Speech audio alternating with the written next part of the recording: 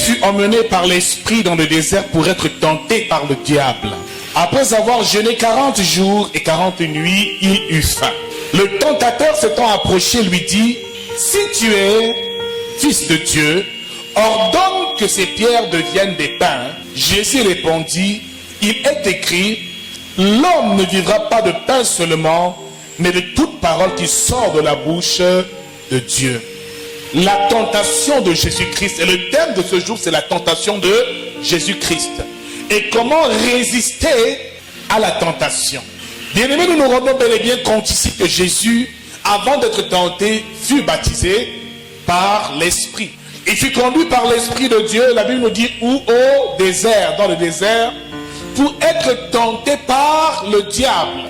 La tentation, nous le savons déjà, est une étape par laquelle Jésus est passé avant de commencer son ministère. Jésus était déjà rempli du Saint-Esprit. Il avait reçu l'Esprit de Dieu. Il fallait par la suite qu'il passe par l'épreuve du feu, nous l'avons dit. La tentation, c'est aussi une sorte d'épreuve, une sorte de test, une sorte de persécution ou alors d'événements et de situations qui se présentent à Jésus, que Jésus doit surmonter, auquel Jésus doit résister. Il y a avec moi la tentation. Nous avons l'impression ici que la tentation a un but spécifique. Voyez-vous, la tentation a aussi eu lieu au jardin d'Éden. Dans Genèse chapitre 3, Dieu avait établi Adam et Ève au jardin d'Éden et leur avait donné une instruction formelle. Vous pourrez manger de tout fruit d'arbre du jardin, sauf celui de l'arbre de la connaissance du bien et du mal. La Bible déclare que Dieu a créé Adam et Ève parfaits.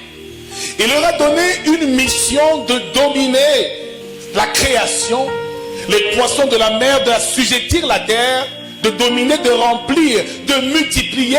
Il a donné un plan de domination à l'homme après que Dieu ait parlé, après que Dieu ait donné à Adam et Ève toutes ses capacités. Un événement s'est produit. Adam et Ève ont été tentés. Au même titre que Jésus, lorsqu'il a reçu le manteau, le revêtement de l'Esprit, quand le Saint-Esprit a attesté de sa divinité, quand Dieu a dit celui-ci est mon fils bien-aimé en qui j'ai mis toute mon affection, c'est à ce moment-là que le diable est rentré dans la danse. Le diable ne tente pas n'importe qui. L'adversaire ne tente pas n'importe qui.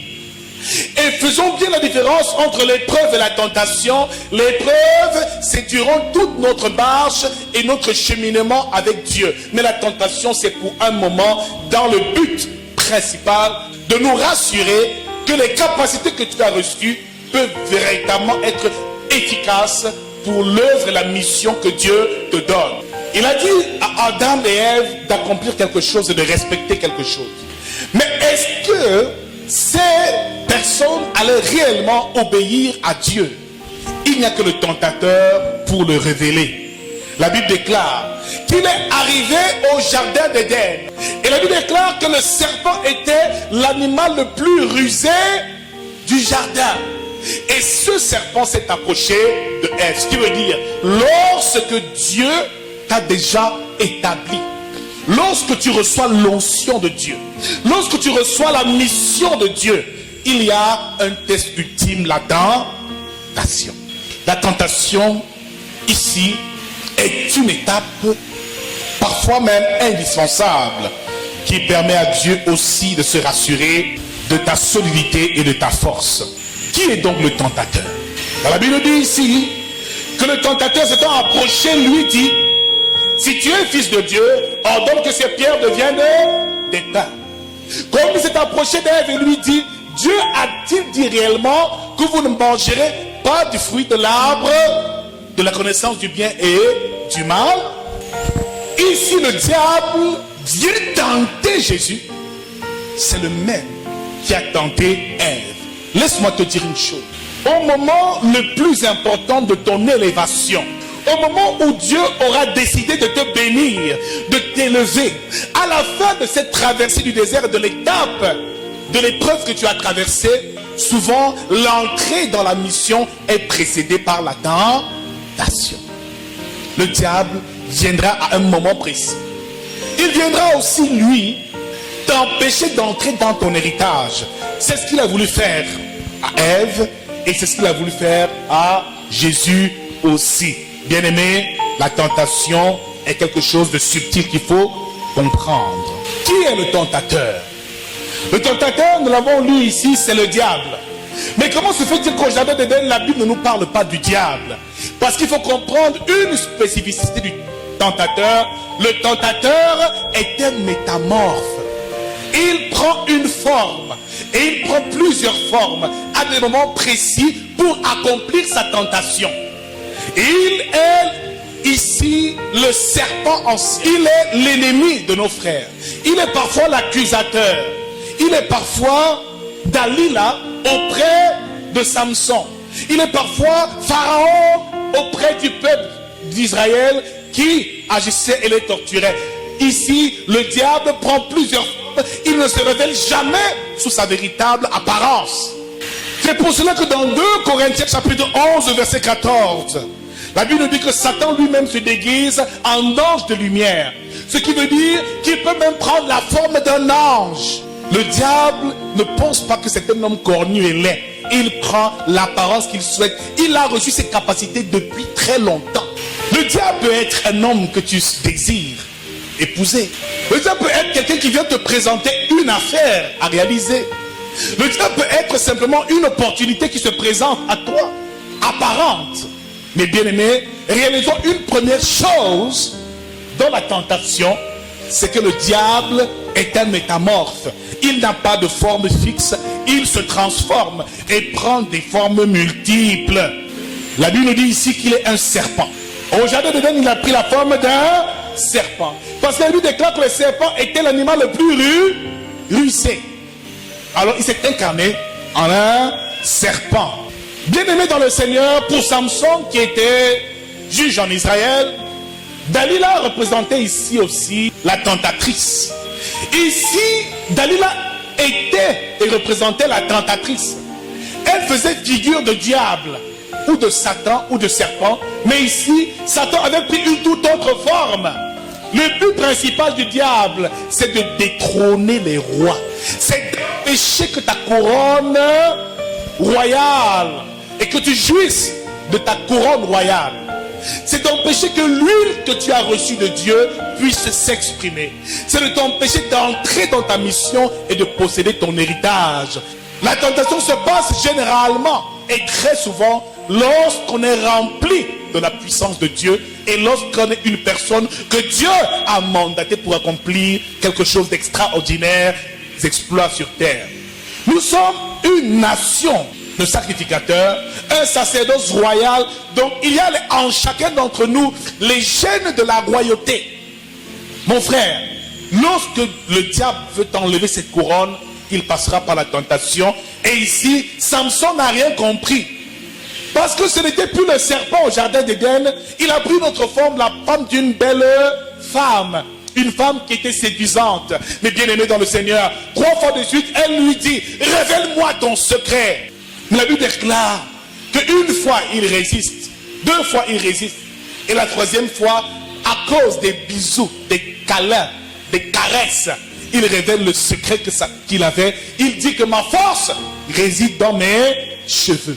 Mon ami, lorsque tu as reçu une grâce du Seigneur, une onction du Seigneur, Dieu veut que tu veilles sur l'huile que tu as reçue. Mais le tentateur, ce qu'il désire plus que tout, c'est de t'induire en erreur, c'est de te tenter afin de te faire perdre ta couronne. Alors il a la capacité de se transformer. Le tentateur aussi peut être Judas Iscariote, celui-là qui était auprès de Jésus, qui a joué le rôle de celui qui a trahi. Le tentateur peut être Jézabel, celle qui a voulu tuer le prophète Élie et qui a contraint Élie à aller se cacher au désert. Mon ami, sache une chose, c'est que si tu es enfant de Dieu, tu dois faire la différence lorsque l'épreuve arrive et lorsque le tentateur arrive. Alléluia. La méthode par laquelle Dieu nous éprouve est différente de la méthode par laquelle le tentateur accomplit son forfait. Ce qu'il désire, c'est la chute. Ce qui nous amène ici dans le but de la tentation réellement. Pourquoi est-ce qu'il te tente? Il te tente pour te faire tomber. Il te tente pour te faire chuter. Et son rôle est le même. Jean 10 nous dit encore que le voleur ne vient que pour dérober, égorger et détruire. Bien-aimé dans le Seigneur, fais attention. Lorsque tu commences à trop briller, à réussir dans tes affaires, à réussir dans tes projets, lorsque ta vie commence à donner, les gens commencent à t'admirer, tu commences à être utilisé puissamment par Dieu, mon ami, à ce moment-là, le tentateur n'est pas loin. Il rôde toujours. Son but, c'est de détrôner les rois. Il se déguise parfois en ange de lumière. Il peut être un animal. Il peut être un homme. Il peut être une femme. Il peut prendre la forme qu'il désire pour accomplir son forfait. Son but, nous l'avons dit, c'est de détruire et d'empêcher le projet ou le plan de Dieu dans la vie d'un homme. Ce qui veut dire que si tu portes en toi un projet divin, si Dieu t'a donné une mission, le tentateur ne sera pas loin. Le but, c'est qu'il veut t'empêcher de commencer à œuvrer et d'accomplir ta mission. Il veut abaisser les rois. Il veut faire chuter ce que Dieu a élevé. Car il n'aime pas que Dieu glorifie ses enfants. Ce qu'il souhaite, c'est nous empêcher de réaliser le plan de Dieu. Beaucoup, à la veille d'un grand rendez-vous avec le Seigneur, se retrouvent tentés même sans le savoir. Pendant que nous prions ce dimanche, nous disons: Seigneur, bénis-nous et bénis notre assemblée et permets, Seigneur, que le travail soit le partage de tous tes enfants. Je prophétise et je déclare au nom de Jésus-Christ que tu vas travailler à partir de demain au nom de Jésus-Christ. Tu vois ce que le tentateur va faire? Dès l'instant où la prophétie est relâchée sur ta vie, dès l'instant où la parole de Dieu est déclarée sur ta vie, au même moment, lui aussi va vouloir agir. Son but, c'est d'empêcher que demain, on t'appelle et que tu entres en possession de ta bénédiction. Pendant que tu rentres après le culte, un ex t'appelle. Tu ne sais d'où il sort. Tu ne sais comment il a fait pour avoir ton numéro. Il te dit: excuse-moi, je t'en prie, ne raccroche pas. Pardon, maman, ne raccroche. C'est moi, Gaspard. Tu dis: ah, quel Gaspard? Gaspard, l'Égyptien. Celui avec qui tu étais en Égypte. Pardon, ne raccroche pas. Est-ce qu'on peut se voir? Tu n'arrives pas à comprendre. Tu dis: ah, mon frère, je ne sais pas, mais moi je ne suis plus dans ce genre de choses. Je sors de l'église. Il dit: oui, je sais. On m'a même dit que tu es né de nouveau. Je sais que tu aimes Jésus. Moi-même, j'aime aussi Jésus. Moi-même, j'aime aussi Jésus. Qu'est-ce qui se passe de manière pratique? Il va t'inviter à prendre un verre. Tu dis: non, moi je ne souffle plus en bois. Tu dis: non, c'est un petit café sympa. Pardon, viens, je t'attends. Entre-temps, de ton côté, tu as une faim. Tu as une soif. Tu attends désespérément depuis des années l'homme que Dieu t'a promis. Le désir de ton cœur, c'est de te marier. La Bible déclare que le diable est arrivé lorsque Jésus eut faim. Il a jeûné 40 jours, 40 nuits, le diable l'a laissé. Mais c'est quand il a commencé à avoir faim que le tentateur est arrivé. Il arrive premièrement au moment où tu as faim. La faim, c'est un désir vital, quelque chose dont tu as besoin et dont tu ne peux pas te passer pour ta vie. Une femme a besoin d'un époux. Un homme a besoin de travailler et de gagner sa vie. Mon frère, je ne sais pas quelle faim tu as en ce moment, mais dans cette faim, fais attention. Je ne sais pas quel désir tu as de te marier, de voyager, de travailler, de faire des affaires. Mon frère, si tu veux être un grand homme d'affaires, ne t'amuse pas. Le diable va venir te tenter. Pourquoi est-ce qu'il te tente? Parce que c'est quelqu'un qui fait ce qu'on appelle, des photocopies de ce que Dieu veut donner aux hommes. Ce qui veut dire que c'est quelqu'un qui calque tout selon le modèle de Dieu. Il sait comment est-ce que la lumière fonctionne. Parce que c'était l'ange des lumières. Ce garçon va arriver, il t'invite à prendre un verre. Tu prends le verre, il te dit: non, écoute, mais avant tu buvais un peu de whisky, non? Tu dis: non, moi je suis enfant de Dieu aujourd'hui. Il te flatte, il te dit: non, un petit verre ne peut rien te... La même chose qu'au jardin d'Éden. Un petit verre ne peut rien te faire. Et pendant que tu prends ce petit verre de whisky, tu dis non, ça ne peut rien me faire. Au moment où tu le consommes, tu commences à avoir certaines pensées. Peut-être que celui-ci même, c'est l'homme que Dieu m'envoie. Hein. Il va te dire ce que tu veux entendre. Que lui aussi, il est devenu enfant de Dieu. Mais il boit encore tellement l'alcool. Il est devenu chrétien. Il est aussi né de nouveau. Pourtant, il aime encore les bars et les boîtes de nuit. Ma soeur, le diable attendra que tu aies faim, que tu aies tellement la soif, le désir de te marier. Il viendra te miroiter quelque chose qui n'est pas ce que Dieu veut que tu obtiennes.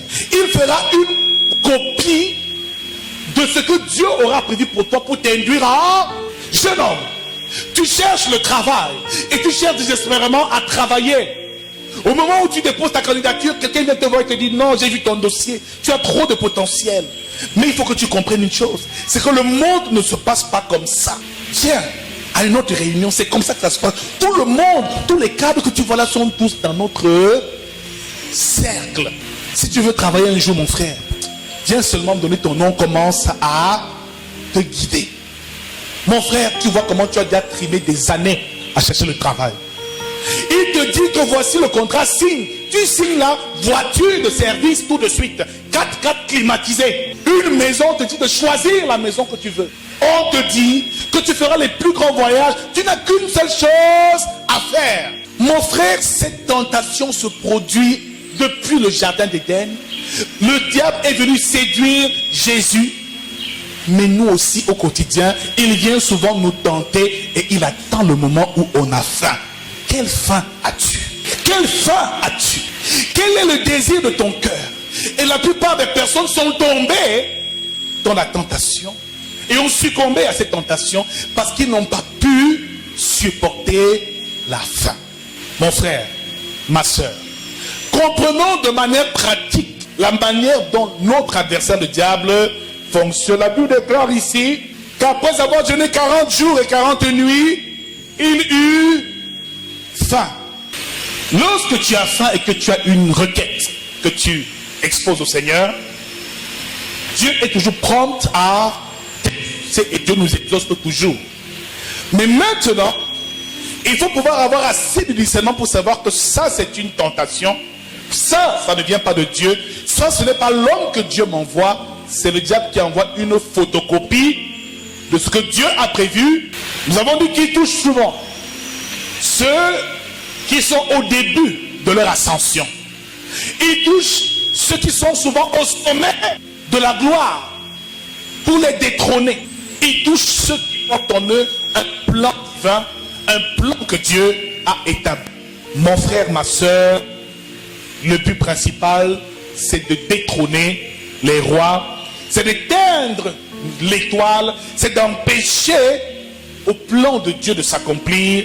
C'est pour cela que malheureusement, après les promesses qu'on reçoit, après tout ce que Dieu nous dit, les choses ne se concrétisent pas parce que souvent nous tombons sous le coup de la tentation. La Bible déclare de nous soumettre à l'épreuve, oui. Mais la tentation, on ne se soumet pas à la tentation, on résiste. Donc deux attitudes à avoir lorsqu'on traverse une épreuve que Dieu nous fait passer. Il faut se soumettre à l'épreuve et la surmonter.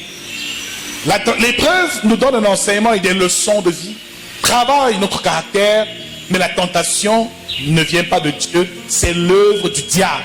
Bien-aimé, Dieu ne tente personne et lui-même n'est tenté par personne. Jacques chapitre 1 au verset 12 à 13 nous le dit encore. Dieu ne tente personne et lui-même n'est tenté par personne. Aucune tentation ne vient de Dieu, c'est l'œuvre du diable qui a pour but de nous détrôner. L'acteur principal ici, c'est le diable. Ton ministère semble ne pas marcher. Il se présentera à toi pour te dire, écoute, pour que tu aies les foules, fais ceci et fais cela.